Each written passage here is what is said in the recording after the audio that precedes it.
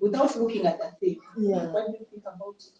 No, Women's Day really, personally, I think I'm grateful for whoever thought that they should designate a day to honor women, to celebrate women, because of the important role that they play in our society and our world at large.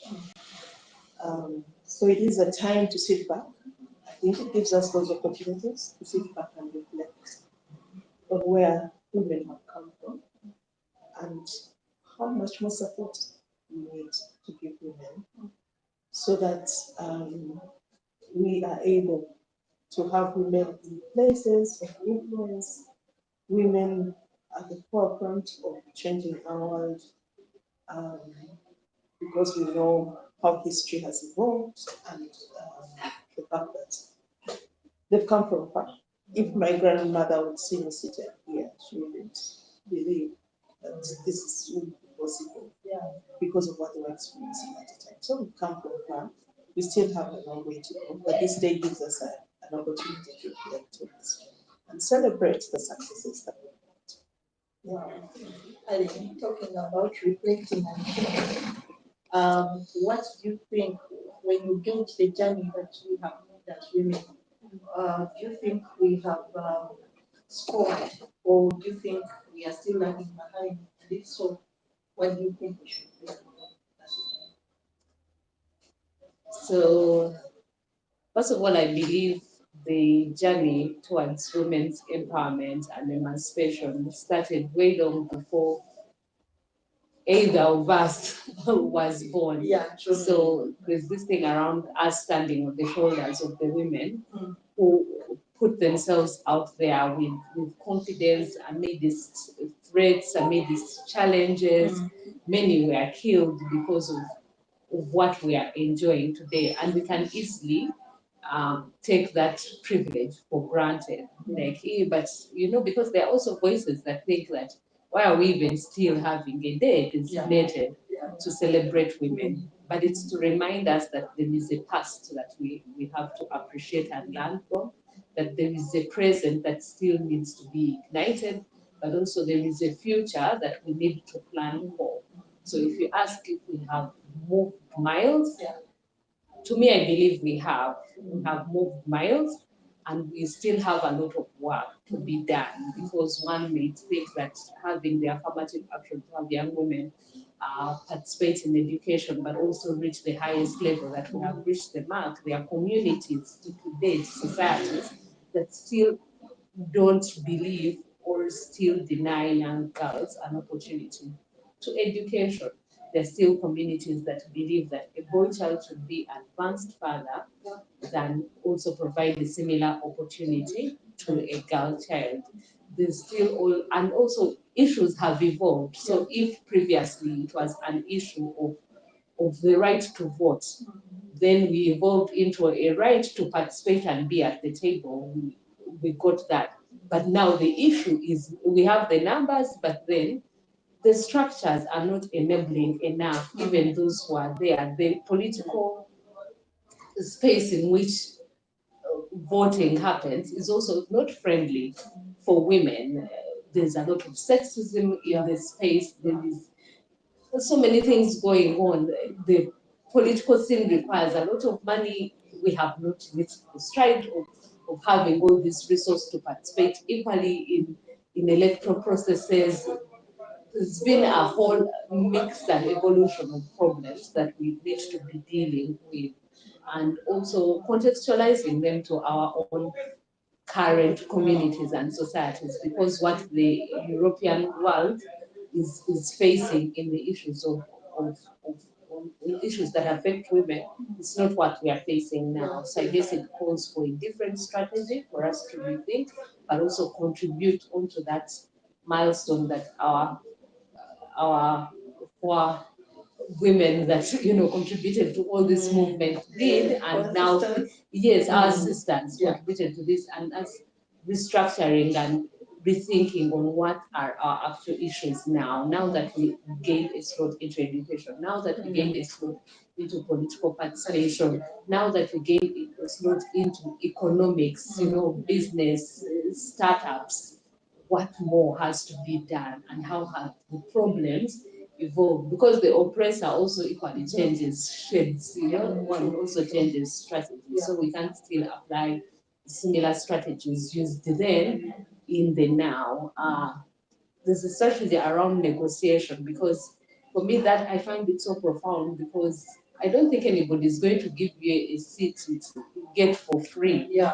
But also again, we have also had voices around, you're leaving the boy child, you're leaving men, because then the strike was, can we at least get there? Can we? Yeah. So now that we are there, maybe the strategy requires us to negotiate, because nobody is going to give you power On a silver platter. on a silver platter. Yeah. What are we giving back? So maybe the conversation on how we are negotiating as women, as we get into these political seats, as we get into the space of business, of governance, what are we giving back? And the thing of not leaving anyone behind also means not leaving the whole child behind, because as you've seen, we don't live in isolation, so we need to negotiate with them and teach our children to move hand in hand with their girl, with their sisters, with their friends in school, the girls that they are studying with, the ones they will engage in other spheres of life. So yeah, back to your question, we have moved. There's a lot to learn from that journey, and there is a lot to strategize and continue fueling that vehicle that is enabling us to get to the future that we want to see. Right.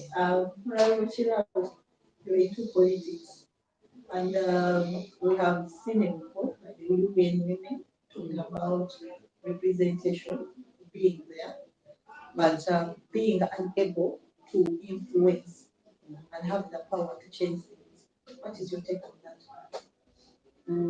As a politician and as a person who is trying to actually acquire space in the political world, I do find still there is more to accomplish, because when you see women MPs, for a woman to represent other women, she has to cover a district, and the district is made of 11 divisions. Yeah.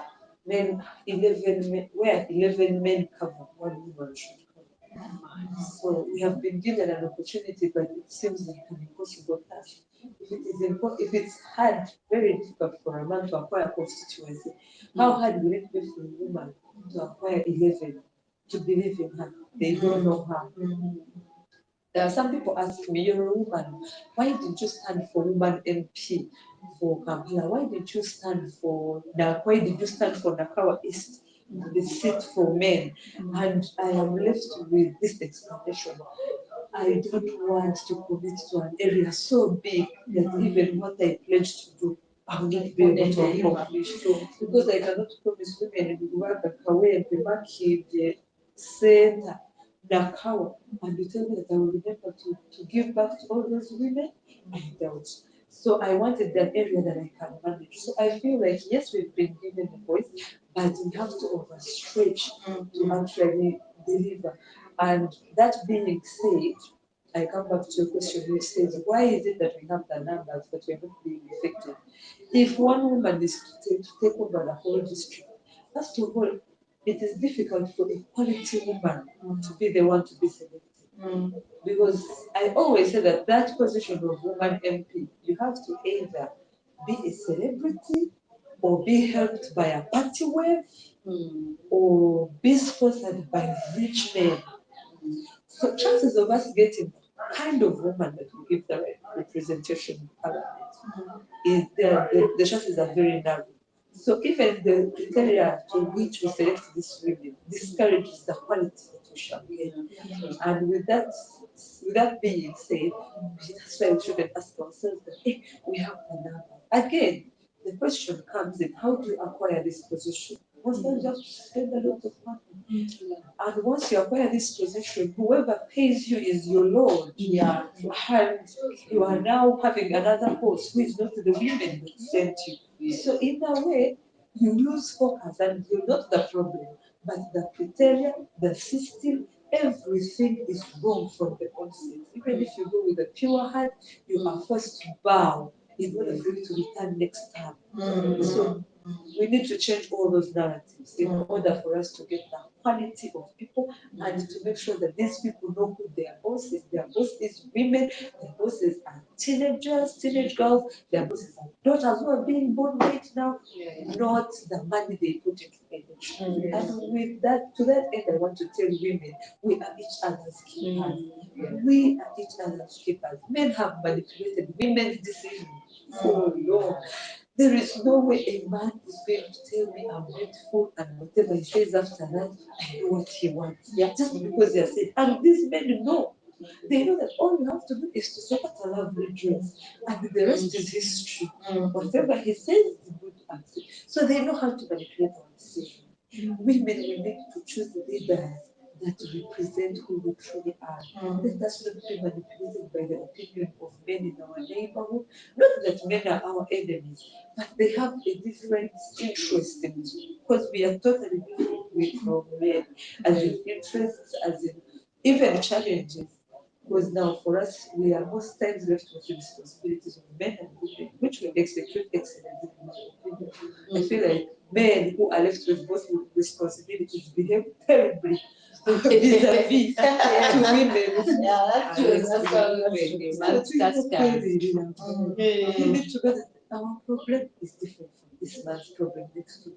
Let me look at this for me and let me choose right. So thank you very much for the opportunity to give my opinion. You're really proud of what you had. Getting to that thing, then we are saying we need to accept these actions towards gender equality. What is your take on that, and what do you think is hindering our actions? Because I believe we have done a lot, just like Ali highlighted. We have done advocacy, we have done sensitization, we have engaged parents because it starts with parenting. So, what do you think we are lacking for this vehicle to hit 180 kilometers per hour? What is that? And I hope then Big potholes, big one, yeah. So maybe just highlight a little bit of this. yeah, I think there are structural issues. Yeah. But whatever structure we trust with anything, when we alienate individuals from personal responsibility, like Alec was saying downstairs, then whatever system we put in place, whatever structure we have put in place, we are going to crash. So I wouldn't want to say it started with how the women movement came, that it came from up, and then other people feel like, okay, this is their thing, let them push it. But I think for us is to get back to the drawing table and say, okay, how do we take this down to everyone? It starts with, like you were saying, a parent. How are you raising your children? What are you telling the girls? What are you telling the boys? It goes into school. What are these things that you're giving to the girls and you're not giving to the boys? It goes into higher education. What opportunities do the girls have? Yes, they can access the courses, but what do they need to do to pass the course with the lecturer, which the boy will not have? When they get into work, what are those things they have to go through to get a job, which maybe the boy might not get. The boys will also get different challenges. But I think the point of responsibility, everyone has something to play in getting back to us, because it's not going to be brought by any NGO, by any woman leader. Our responsibility as individuals, each of us taking responsibility and knowing that how I do raise my people in my home will have an implication on what the woman will face. How I raise my son will dictate on how the woman in his life is treated, or how he treats the people whom he encounters in the workplace. So it goes back to us. Let's come back to the drawing board and see how do we ensure that this is something that everyone is interested in, that everyone takes a part in. and my colleagues can jump in. But I feel so strongly. I think that has been a missing link in this context. Wow. Very, very intriguing. Alice, you are in the civil society organization. Mm. You have really served in that area for a very long time. And I want to tap into your experience. Um, you know that theme. I guess you're one of the forerunners of the theme. But anyway, um, what do you think civil society organizations should do to improve the equality question, emancipation? What should civil society do? Well, picking from where she left, going back to the drawing board, civil society needs to go back to the drawing board and localize their efforts. Mhm. When I say localize their efforts, I mean go back to the communities, go back to the constituencies, the women, and be able to together redefine what the problem.